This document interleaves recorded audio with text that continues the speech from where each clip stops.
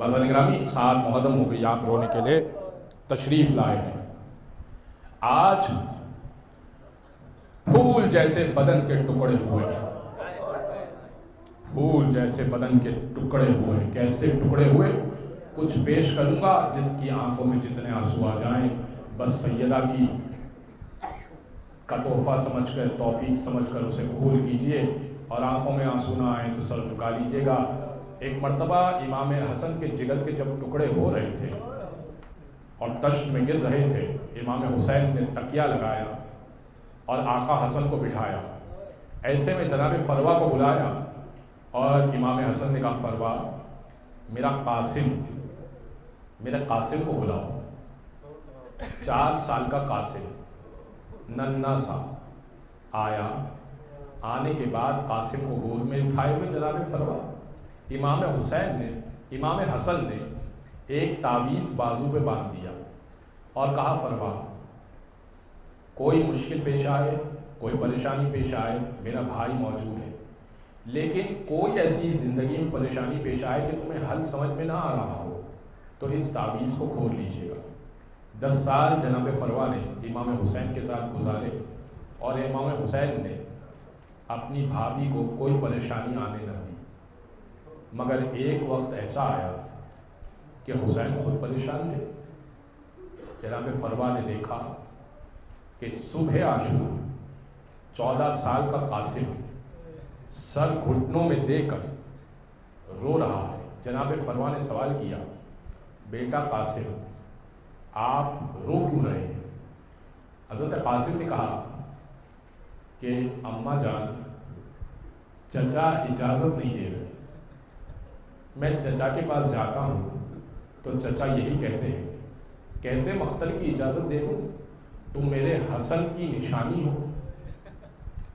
Karbala में हसन की निशानी तो यही है, कब मैं कैसे इजाज़त दे दूँ? जनाब फरवा ने कहा, बेटा मुझे याद है कि 10 साल पहले हज़रत हसन ने आपके बाजू पर एक तावीज़ बांधा था, उसे खोल लीजिए, शायद इसमें मसले का हल हो। अब जो तावीज़ खोला तो एक ख़त था, मिनल हसन इला अखी हुसैन इब्न अली। कासिम के लिए ख़त था, कासिम इज़ा वजदता अम्मका गरीबन वहीदन अत्शानन फरीदन। ए कासिम मेरे बेटे, जब तू अपने चचा को गरीबुल वतन पाए, अकेला पाए, भूखा प्यासा पाए, तो अपनी जान कुर्बान करने में बुख़्ल न करना, कंजूसी ना करना। बस कासिम के चेहरे पे मुस्कुराहट आई, चचा के पास लेकर चले। भाई का खत देखा, इमाम हुसैन ने कहा, अब क्या कहूँ, भाई की खुद ख्वाहिश है कि कासिम को मैदान जंग में भेजा जाए। इमाम हसन ने उस 13-14 साल के बरस के लिए, सिन के लिए ज़िरा तलाश करना चाहिए। कोई ज़िरा भी इमाम हसन के, हज़रत कासिम के सीने पर मुकम्मल नहीं आ रही थी। बहुत ज़िरा पहनाने की कोशिश की, मुख्तलिफ किस्म की ज़िरा, लेकिन कोई ज़िरा। बिलाखिर हज़रत कासिम ने कहा, चचा जान ऐसे ही भेज दीजिए मख्तल में, मैं कासिम इब्न हसन हूँ, मैं लड़के आऊँगा। इमाम हसन ने उस 13 साल के 14 साल के सिद्ध को अपने हाथों से गोद में उठा के घोड़े पे सवार करवाया और अब बगैर ज़िरा के, ज़िरा समझते हैं बच्चों के लर्ज करना, लोहे का एक टुकड़ा होता है जो आगे पहनाया जाता है ताकि तीर और नेज़ों के जो हमले हों उससे रोका जा सके अपने सीने को। लिहाजा वो टुकड़ा कासिम ने नहीं पहना हुआ। बस अब चलना शुरू हुए। उमर साद ने कहा कि हसन का खौलता हुआ खून, जवान खून आया है।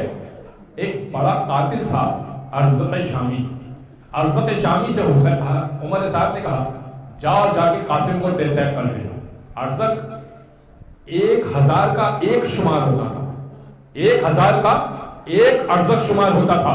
अर्ज़क़ ने कहा, अरे ये तो 13 साल का बच्चा है, मेरा एक बेटा ही इसको नहीं छोड़ सकता, मार देगा इसको। एक मर्तबा एक बेटा आगे बढ़ा, कासिम ने हमला कर दिया, तय कर दिया, वासिल जहन्नम कर दिया।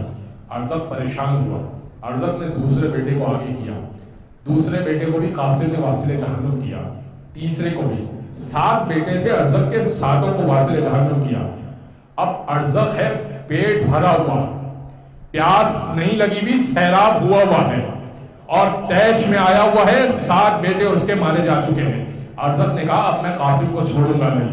ادھر سے امام حسین نے جناب فروا سے کہا اے جناب فروا آپ اپنے بیٹے کے لیے دعا کیجئے، اب وہ مقابلے میں آ رہا ہے جو 1000 کا ایک ہے اور اس کے 7 بیٹوں کو قاسم نے واصل جہنم کیا ہے۔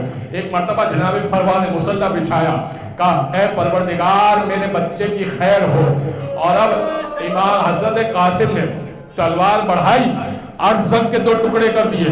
جیسے ہی ارزق کے 2 ٹکڑے کیے نا، جنگ پڑھ رہا ہوں میں آپ کی خدمت میں، جیسے ہی ارزق کے 2 ٹکڑے کیے، ایک مرتبہ عمر سعد نے کہا ارے یہ قاسم، اس نے تو ارزق کو نہ چھوڑا، پوری فوج آؤ آگے قاسم پہ حملہ کرو۔ اب جو گھیر کے حملہ شروع کیا، ایسا گرز قاسم کے سر پہ مارا گیا کہ قاسم گھوڑے میں سنبھل نہ پائے، جیسے زمین پر گرے آواز لگائی چچا جان میں زمین پر گر گیا ہوں، آئیے میری مدد کو آئیے۔ قاسم کو یہ خوف ہے کہ میرے سینے پہ زرہ موجود نہیں ہے، ادھر سے حسین پڑے ادھر سے عباس پڑے کہ قاسم کو آ کے سنبھالے۔ جیسے ہی دیکھا نا حسین بھی آ رہے ہیں، عباس بھی آ رہے ہیں، دائیں کے گھوڑے بائیں ہو گئے، بائیں کے گھوڑے دائیں ہو گئے، اور جناب قاسم امو جان چچا جان پکارتے رہے۔ جناب قاسم گھوڑوں کی ٹاپوں میں پس گئے۔ ایک مرتبہ امام حسین پہنچے، کہنے لگے قاسم بیٹا مجھے معاف کر دینا، تیرا چچا بڑی تاخیر سے آیا۔ بس قاسم کو اپنی عبا بچھائی اور اب جمع کیا اور لے کے چلے۔ ام فروا کہتی ہے آقا قاسم کو نہیں لائے، کیا میری قربانی کا کیا ہوا؟ کہا ام فروا اپنی قربانی کو دیکھ، اللہ نے تیری قربانی قبول کر لی۔ ماتم حسین۔